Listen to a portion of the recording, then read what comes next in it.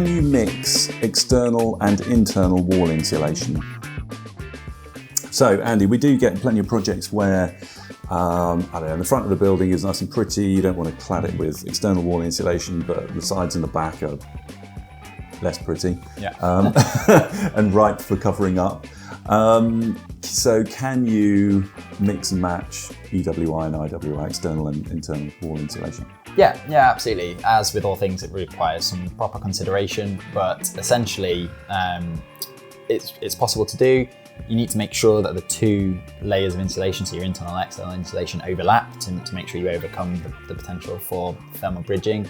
I think the main thing is you want to change between the two as infrequently as possible.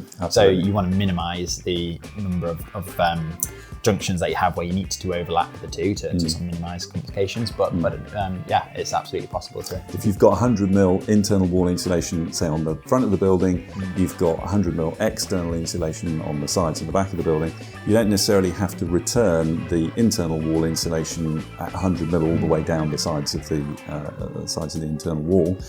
Normally we would use a 20mm board. We would overlap the external insulation by sort of 500mm or so. So we're not returning, great big thicknesses of internal wall insulation.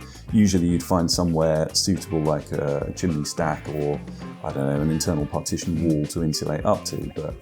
But yeah, you don't need to be too complicated in your returns on that. So yeah, pretty simple. Yeah, absolutely. Good.